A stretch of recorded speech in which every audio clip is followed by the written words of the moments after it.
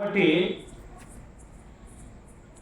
సమాజం ఎందుకయ్యా చెడిపోయింది, సమాజ పరిస్థితులు ఎందుకయ్యా బాగలేవు అంటే దేవుడు అంటున్నాడు, మనిషి తన జ్ఞానం చొప్పున తను అనుకున్నదే నిజమని, తనలో ఉన్న మంచితనమే వాస్తవం అనుకొని, తనలో ఉన్న ప్రేమే గొప్పదనుకొని మోసపోతున్నాడు. ఏది ప్రేమో ఏది ప్రేమ కాదో దేవుడు చెప్పాలి. మనం అనుకునేది అది ప్రేమ కానే కాదు. మనం అనుకునేది ప్రేమ అయితే ఈరోజు పెళ్ళైన తర్వాత విడాకులు తీసుకోవాల్సిన అవసరత ఉండేది కానే కాదు. మరి ఎందుకు విడాకులు తీసుకుంటున్నారు? విడాకుల దాకా ఎందుకు వస్తున్నారు?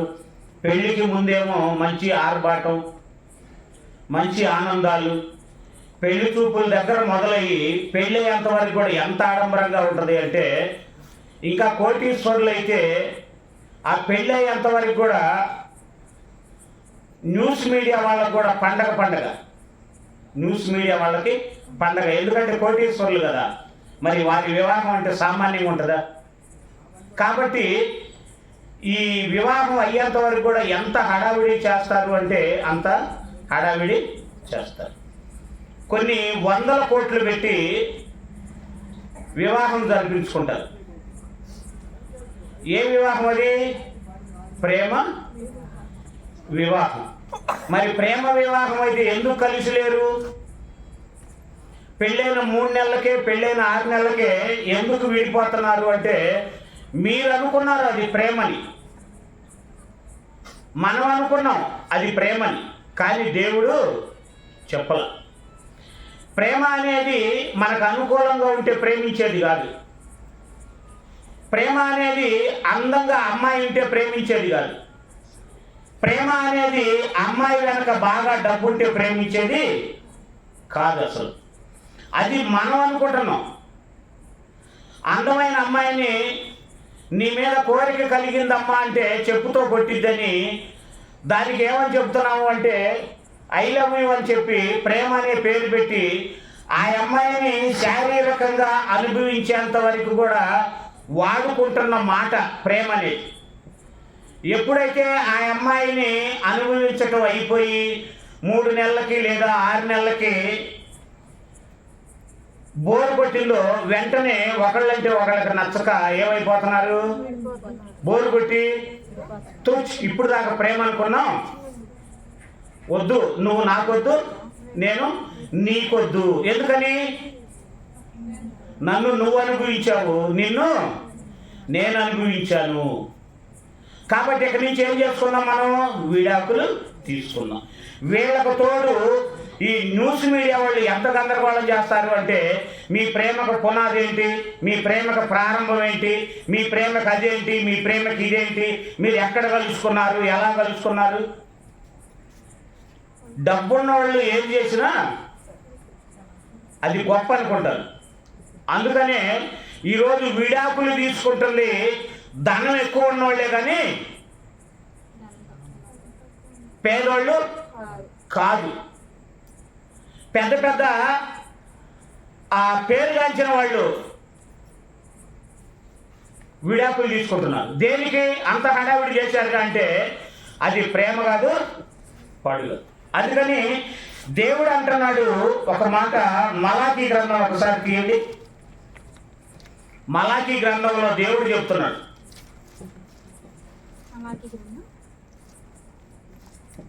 3వ అధ్యాయం 14 నుండి చూడండి ఒకసారి. దేవుని సేవ చేయుట, మలాకీ గ్రంథం 3వ అధ్యాయం 14వ వచనం. దేవుని సేవ చేయుట నిష్ఫలమనియు ఆయన ఆజ్ఞలను గైకొని సైన్యములకు అధిపతి యెహోవా సన్నిధిని మనము దుఃఖక్రాంతులుగా తిరుగుట వలన ప్రయోజనమేమనియు గర్విష్ఠులు ధన్యులగుదురనియు యెహోవాను శోధించు దుర్మార్గులు వర్ధిల్లుదురనియు. రెండో అధ్యాయం 14వ. 14. అది ఎందుకని మీరు అడుగగా యవ్వన కాలమందు ఎందుకని అంటే 12వ వచనం చదవండి ఒకసారి. వీళ్ళు ఏం చేస్తున్నారు? 11 నుండి చదవండి, 11 నుంచి. యూదావారు ద్రోహులైరి ఇశ్రాయేలీయుల మధ్య యెరూషలేములోనే హేయ క్రియలు జరుగుచున్నవి.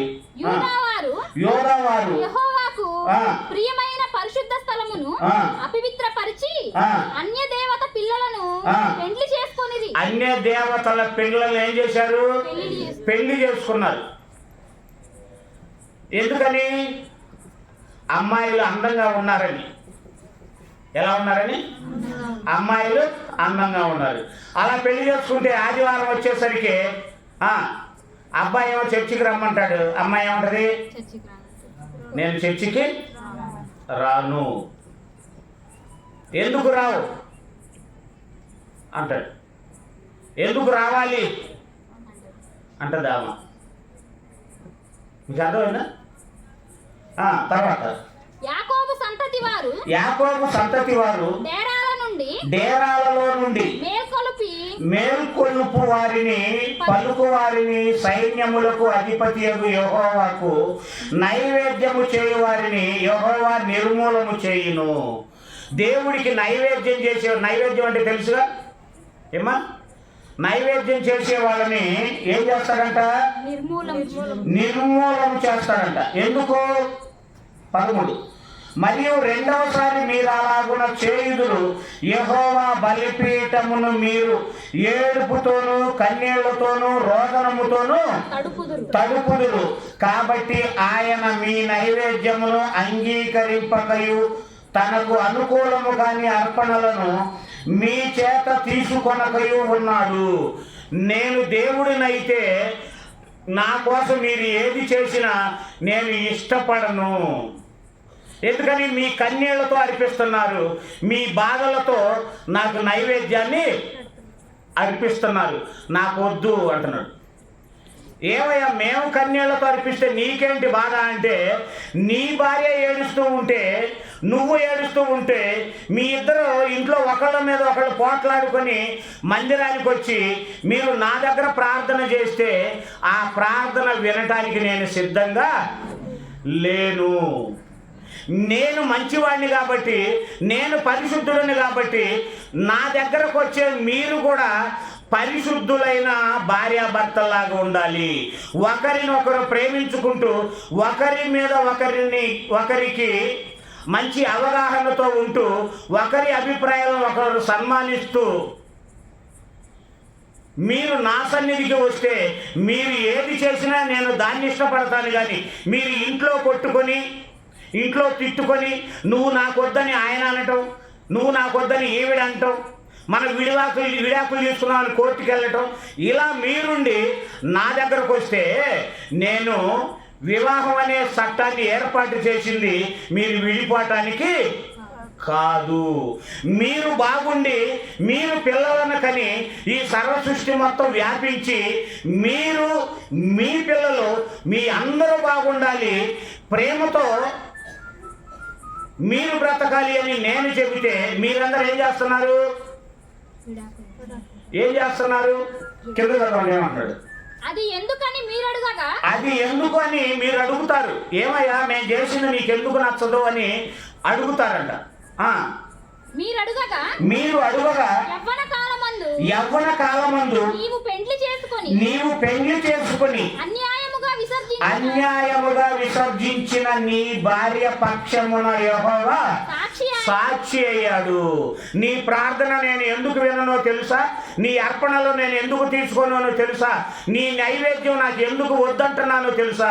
ఇంటి దగ్గర భార్యకి కన్నీళ్లు తెప్పించి ఇక్కడికి వచ్చి నువ్వేమన్నావు తెలుసా? ప్రార్థన చేస్తాను అంటున్నావు. అంటే నేనేమైనా నీలాంటి వాడినా? దేవుడు ఏమైనా మనలాంటి వాడా? మనం బాగుంటే దేవుడు బాగుంటాడు, మనం సంతోషం ఉంటే దేవుడు సంతోషంగా ఉంటాడు. నువ్వు ఇంటిలో గొడవ పెట్టుకొని వచ్చి ఇంటిలో ఒకరి మీద ఒకరు దూషించుకుంటూ నా దగ్గరకు వచ్చి నాకేదో చేస్తున్నానని మీరు అనుకుంటే అది నాకు వద్దు. మనమైన మన తల్లిదండ్రులైన కొడుకు కోడలు కొట్టుకుంటే మనకెందుకు లేదు పక్కకు పోతారు. కానీ దేవుడు అలాంటి వాడు కాదు. మీరు బాగుండాలి, నువ్వు బాగుండాలి, నీ భార్యని ప్రేమించాలి, నీ భార్యని ప్రేమించాలి. అక్కడ ప్రేమించకుండా ఇక్కడికి వచ్చి నన్ను ప్రేమిస్తే నువ్వు ప్రేమిస్తున్నావు అనగానే మోసపోవటానికి నేను మీలాంటి మనిషిని కాదు. నీ భార్యని ప్రేమించే మనసు లేనప్పుడు పరలోకంలో ఉండే నన్నేం ప్రేమిస్తావు? అక్కడ సహించలేని మనసు ఇక్కడికి వస్తే నేను దాన్ని ఎందుకు అంగీకరిస్తాను? నేను ఎందుకు అంగీకరిస్తా? నన్ను ప్రేమిస్తే నీ భార్యని ప్రేమించు. నేను పరిశుద్ధుడని తెలిస్తే వివాహం గొప్పదన్న సంగతి నీకు అర్థమైతే నీ భార్య తెలిసి తెలియక ఏదైనా తప్పు చేస్తే సన్మానించి భరించి చెప్పి సరైన మార్గంలోకి నడిపించుకో. అక్కడ లేని క్షమాపణ, అక్కడ లేని ప్రేమ ఇక్కడ నా దగ్గరకు వచ్చి నాకు ప్రార్థన చేసి నాకు అర్పణలు ఇచ్చి నాకు కానుకలు ఇస్తే వాటిని చూసి సంతోషించడానికి నేను మనిషిని కాదు.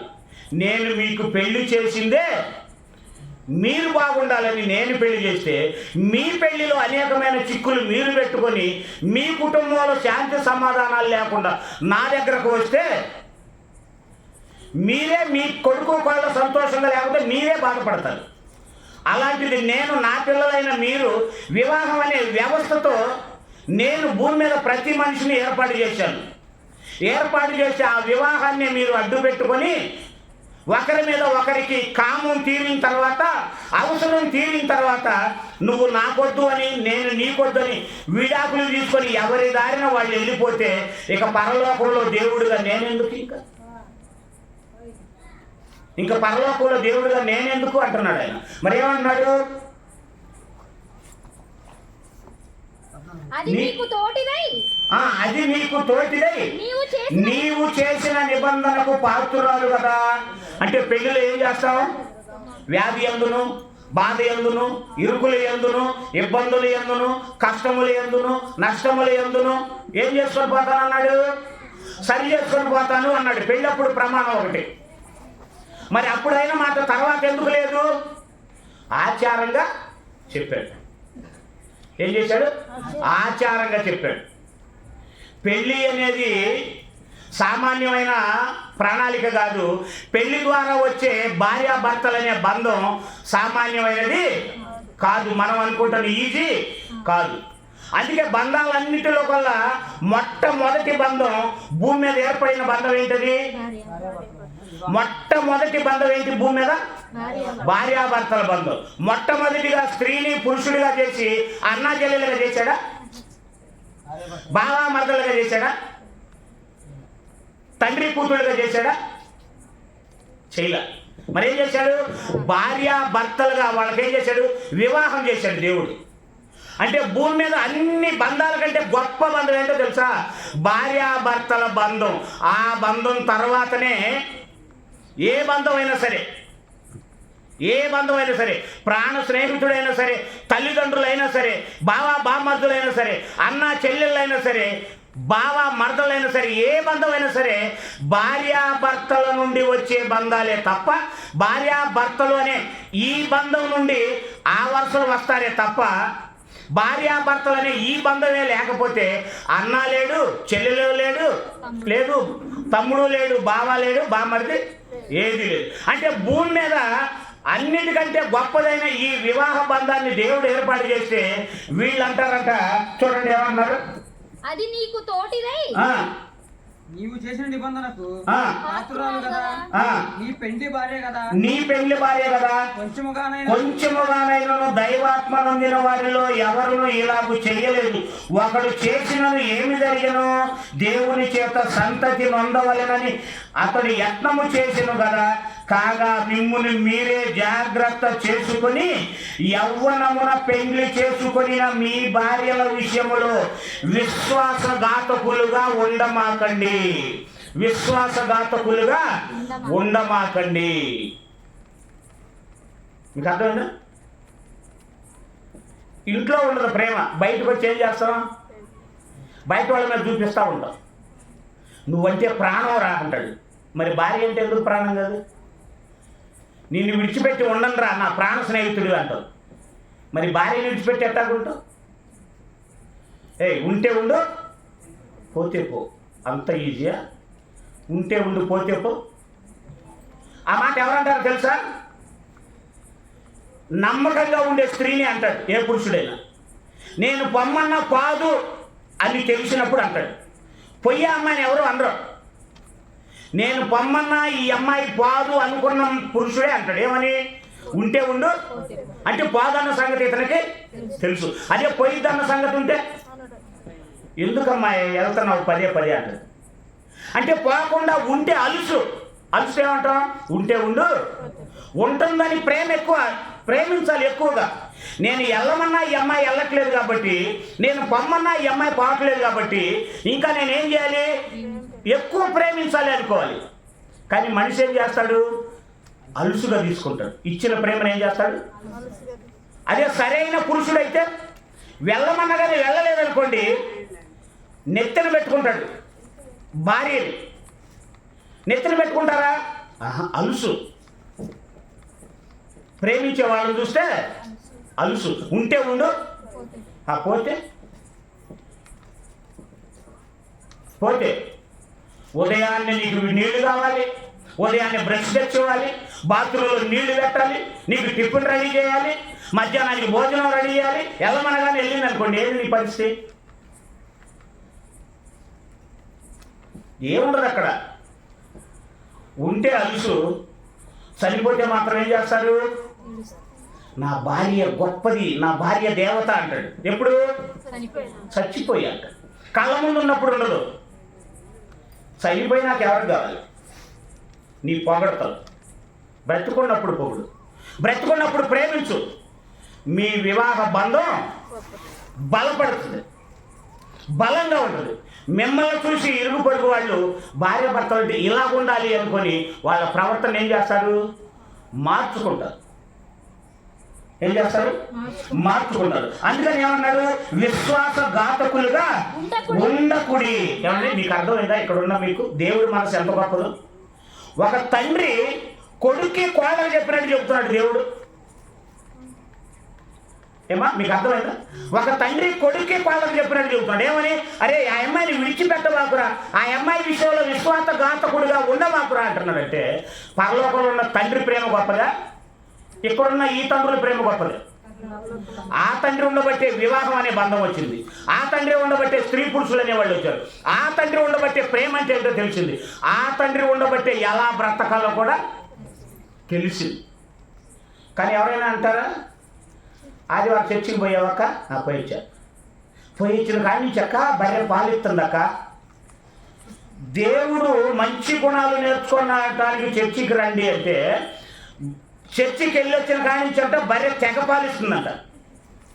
అంటే చర్చికి ఎందుకు వెళ్ళింది? గేదె పాలియటని. పాలియట్లేదని చర్చికి వెళ్తారా? లేకపోతే మన జీవితాలు బాగుండాలని చర్చికి వెళ్తారా? ఎక్కడున్నారు? ఈ ఉద్దేశంతో మందిరానికి వచ్చేవాళ్ళు ఎక్కడున్నారు? ఏమన్నాడు? భార్యను పరిత్యజించుట నాకు అసహ్యం.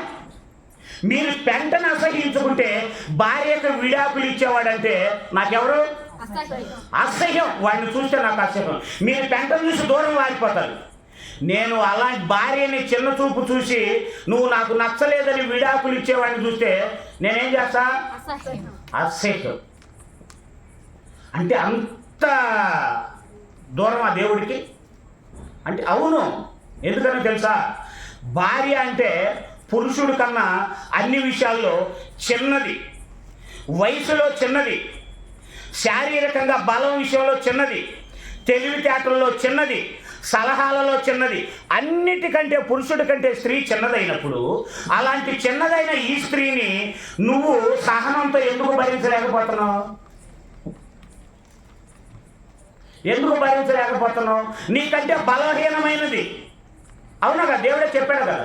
బలహీనమైన ఆ స్త్రీని నువ్వు ఇంకా మంచి మంచి మాటలు చెప్పి ఇలా వద్దు, ఇలా ఉండాలి, ఇలా చేయాలి అని ఆ స్త్రీకి బలమైన మాటలు చెప్పి ఆ మంచి స్థితిలో నిలబెట్టాల్సింది పోయి ఇంకా మాటలు అంటున్నావు అంటే నువ్వు పెద్దవాడి అయి ఉండి ఉపయోగం ఏముంది?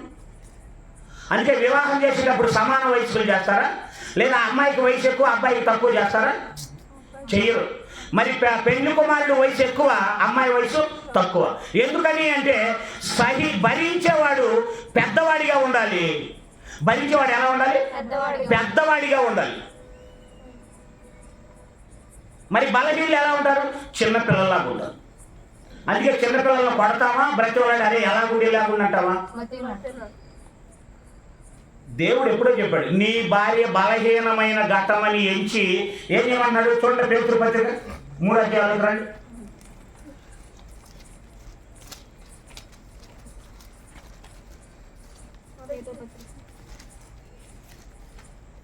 మొదటి పేతురు పత్రిక 3వ అధ్యాయం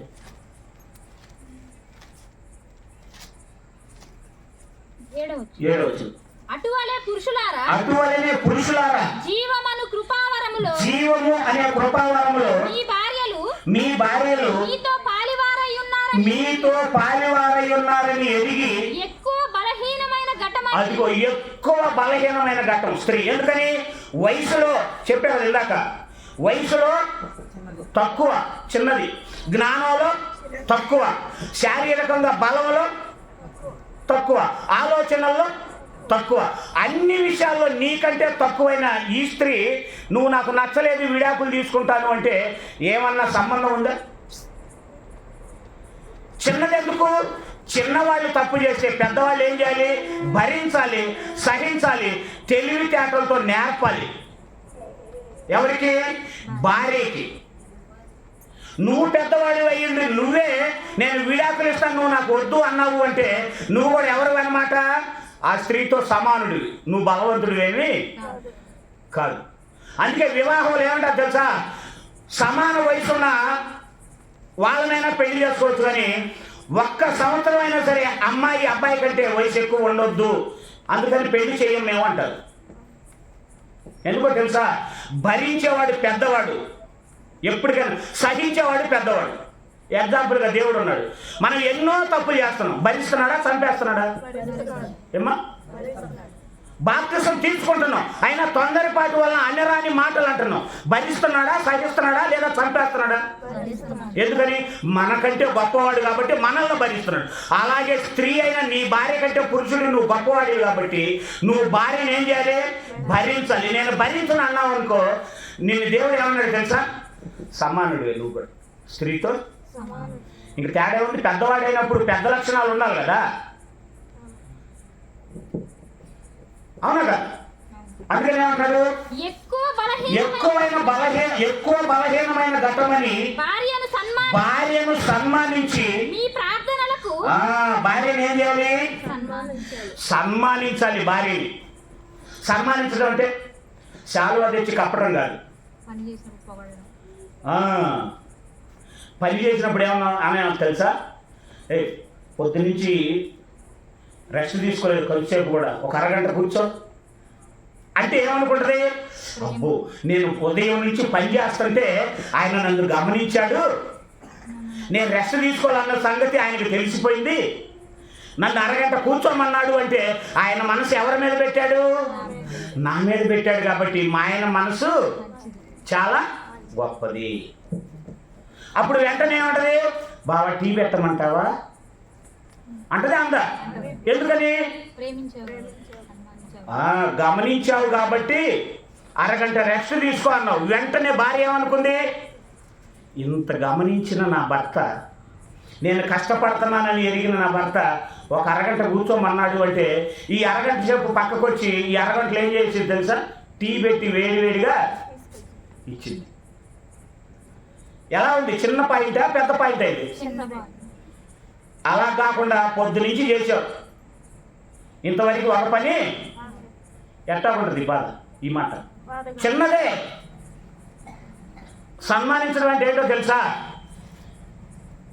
ఆ భార్యని సంతోషంగా మాటలతో ఇబ్బంది పెట్టకుండా అదే మాటలతో సంతోషపెట్టడం, అదే మాటలతో సంతోషపెట్టడం. ఎందుకని? బలహీనమైంది కదా, బలహీనమైన భార్య. అందుకే తెలివిగల భర్త అయితే ఏమంటాడు తెలుసా? బో ఈరోజు కూర బలి చేసావు, సూపర్గా చేసావు, రోజు వండే కంటే. ఎందుకు? ఆ రోజు కోపంగా ఉంది. కోపంగా ఉన్న మనిషిని ఏం చేయాలి? బో ఈరోజు కూర ఎరగదీసావుగా, అయితే డైలీ ఇంతే కోపంగా ఉండు, నేను మంచి మంచి కూరలు తింటా అన్నాడు అనుకోండి, నవ్విద్దా, ఏడ్చిద్దా, బాధపడిద్దా? నవ్విద్ది. భార్యని నవ్వించేవాడు భర్త అవుతాడు, కానీ భార్యని మాటలతో బాధ పెట్టేవాడు ఉండదు. నువ్వు బాగా చూసుకో, ఎక్కడికి వెళ్తున్నావు బాగా అంటారు. నువ్వు విసిగించు, ఎప్పుడు ఇంట్లోనేనా, అటు బజార్కి వెళ్ళి రావచ్చు కాదు. ఎందుకని? ఇసుగు. ఏంటది? చిన్నపిల్లలను ముద్దు పెట్టుకుంటావు. చిన్నపిల్లలను ముద్దు పెట్టుకుంటావా? ముద్దు పెట్టుకుంటావు. చిన్నపిల్లలు ఒక అరగంట కనపడకపోతే ఎక్కడికి వెళ్ళాడు అమ్మాయి, ఎక్కడికి వెళ్ళింది అమ్మాయి, ఎక్కడికి వెళ్ళాడు అబ్బాయి, ఎవరింటికి వెళ్ళాడు? ఎందుకని? వాడి ముద్దు వాడి ఇంట్లో ఉంటే టైం పాస్. అవునా కదా? ఎందుకని అంటే ఆ బిడ్డను మనం ఇష్టపడ్డాం. అర్థమైందా? అందుకని దేవుడు ఏమన్నాడు అంటే, ఎక్కువ బలహీనమైన ఘటమని ఎదిగి భార్యను సన్మానించి మీ ప్రార్థనలకు అభ్యంతరము కలగకుండా, మీ ప్రార్థనలకు అభ్యంతరము కలగకుండా. అభ్యంతరం కలిగిద్దా కలగదా? ఎందుకు కలగదు? ఏడ తిట్టి ఆడపోయి ప్రార్థన చేస్తున్నాను అనుకో, ప్రార్థన నడవదు. నడిచిద్దా? నడవదు. జ్ఞానము చొప్పున వారితో కాపురము చేయండి. తెలివితేటలు ఉండాలి ప్రతి పురుషుడికి. మా నాన్న ఎప్పుడు చెప్తా ఉంటాడు, దేవుడు చెప్పిన మాట మా నాన్న కూడా చెప్తా ఉంటాడు.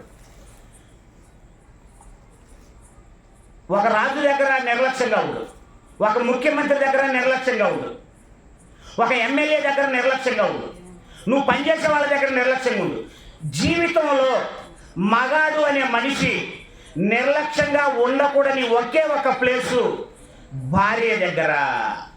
ఎక్కడ? భార్య దగ్గర నిర్లక్ష్యంగా అస్సలు ఉండకూడదు. మరి ఎలా ఉండాలి? తెలివితేటలతో స్త్రీని ఏం చేయాలి తెలుసా? గెలవాలి. ఎప్పుడు ఎలా మాట్లాడాలో తెలిసి ఉండాలి. నవ్వేటప్పుడు నవ్వించాలి, సంతోషపరిచేటప్పుడు సంతోషపరచాలి, ఆనందంగా ఉంచేటప్పుడు ఆనందం ఉంచాలి. బాధపడేటప్పుడు వచ్చి ఆ బాధను ఏం చేయాలి? మాటలతో చెయ్యాలి. అప్పుడు స్త్రీకి భార్యకి ఎలా ఉంటుంది తెలుసా? ఇల్లే పరలోకంలాగా ఉంటుంది. ఆ ఇల్లే ఎలా ఉంటుంది? పరలోకంలాగా ఉంటుంది. సంతోషం. అలాంటి సంతోషం లేదనుకోండి, ఎందుకు? చాలామంది ఇక్కడ ఒక లాజిక్ చెప్పమంటారా? చాలామంది కొంతమంది విడాకులు తీసుకుంటారు, కొంతమంది విడాకులు తీసుకోకపోయినా ఒకే ఇంట్లో ఉంటారు, కానీ విడాకులు తీసుకున్నట్టే బ్రతుకుతూ ఉంటారు.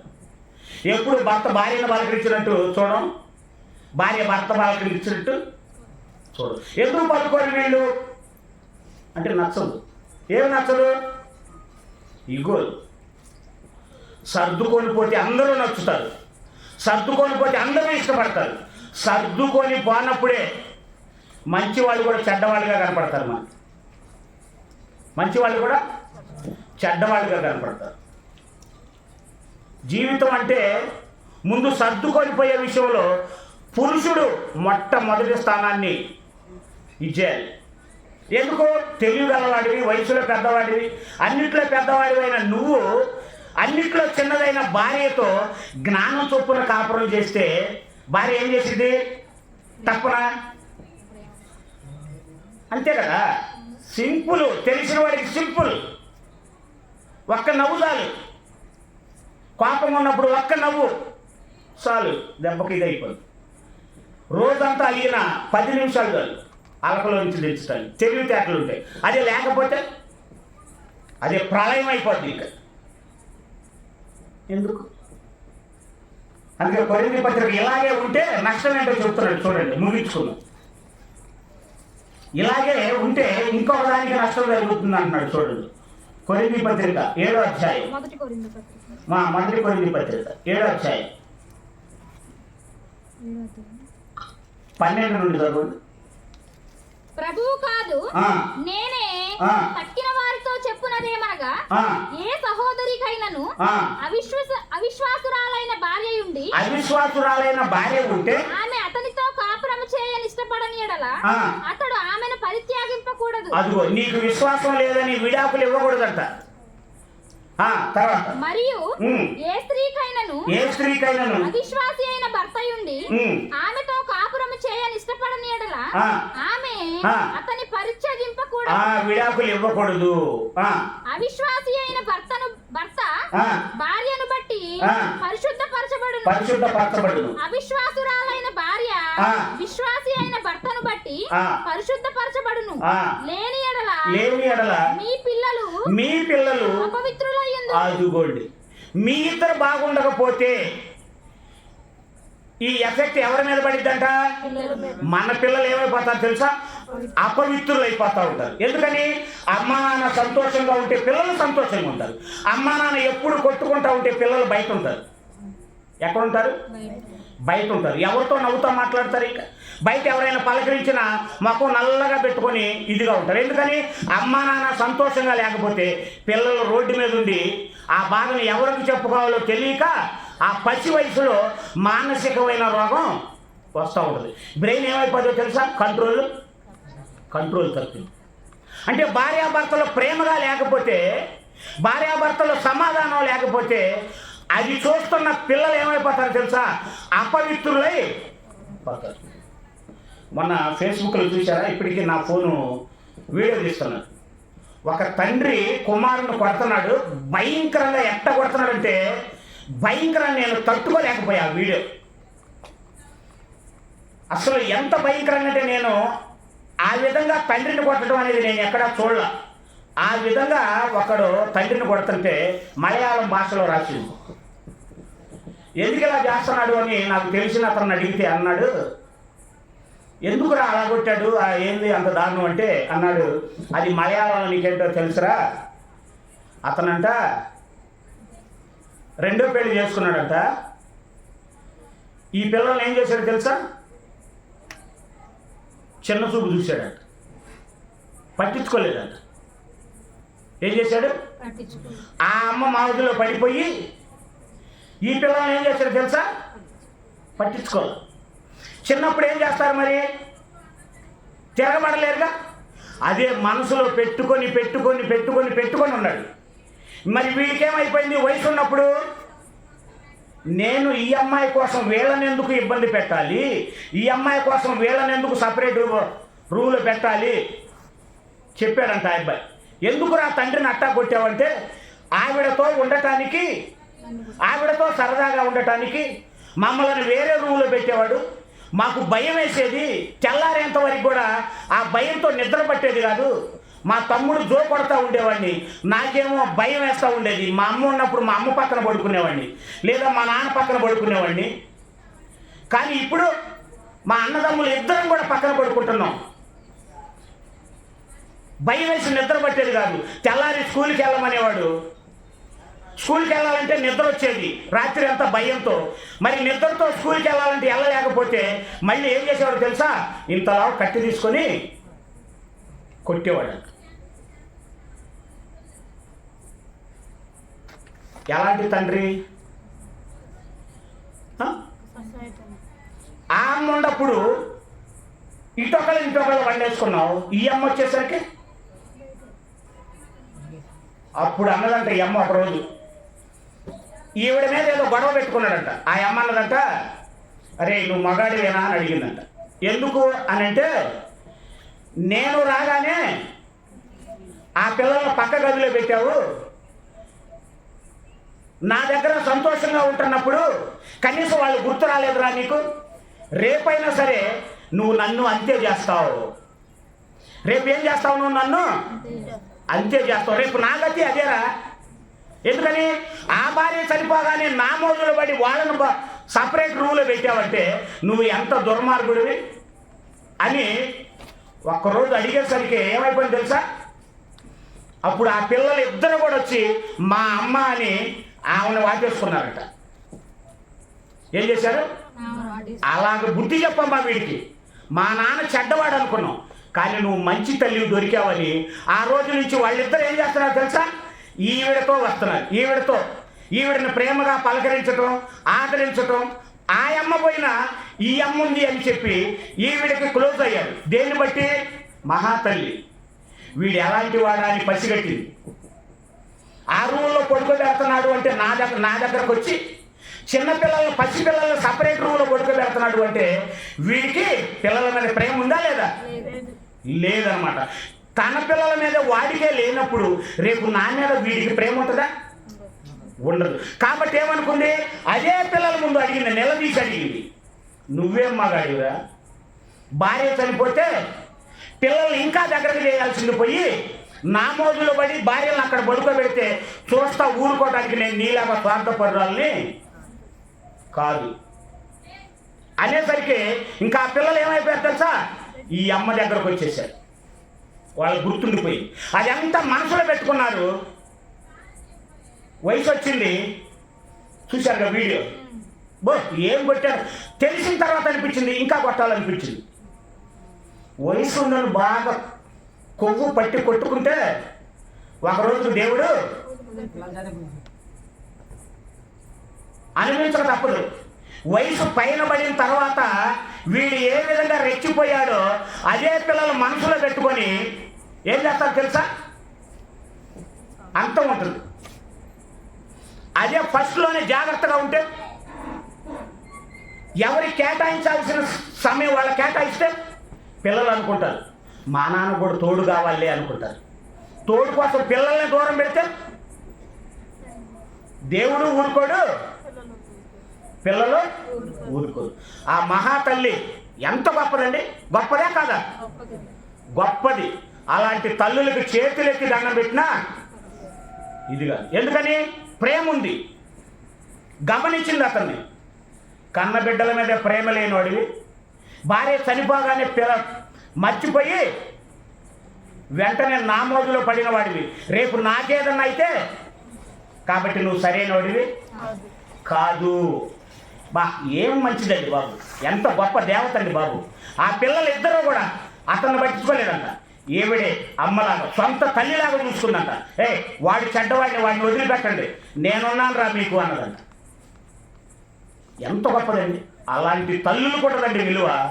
అలాంటి తల్లుల్ని పూలల్లో పెట్టి చూసుకుంటారు కొడుకులు. అలా చూసుకోవాలి అంటే భార్యాభర్తలైన వాళ్ళు ఎలా ఉండాలి?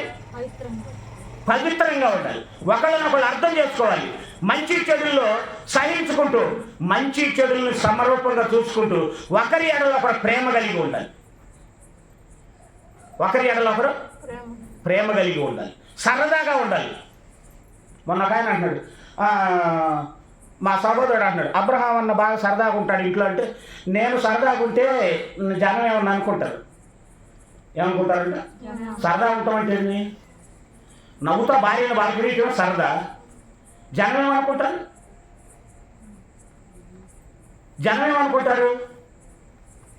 నవ్వుతా భార్యను పలకరిస్తే జనం తప్పు అనుకుంటారా? బూతుగా తీసుకుంటారా?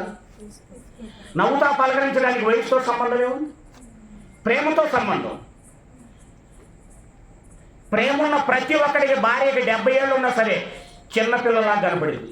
ప్రేమించే ప్రతి పురుషుడికి భార్యకి 70-80 ఉన్నా సరే చిన్నపిల్లలాగా చూస్తాడు, గారాబంగా. ప్రేమ లేనివాడు 20 ఏళ్ళు ఉన్నా సరే వాడికి ఆ ఫీలింగ్స్ అనేది తెలియవు. అలాంటి వాడికి 30 ఏళ్ళు రాగానే, 40 ఏళ్ళు రాగానే నువ్వు అమ్మాయి కాడు ఉండు, నేను అబ్బాయి కాడు ఉంటా. 50 ఏళ్ళకే నువ్వు అమ్మాయి కాడు ఉండు, నేను అబ్బాయి కాడు ఉంటా. అంటే 50 ఏళ్ళకి ఏమైపోయింది వీళ్ళ జీవితం? కలిసి ఉండాలనే మనసు లేదు. అబ్బాయి కాడ ఏముంటాడంట, అమ్మాయి కాడ ఉంటుందంట. ఇంకెక్కడ ప్రేమ? దిక్కుమాలిన ప్రేమ.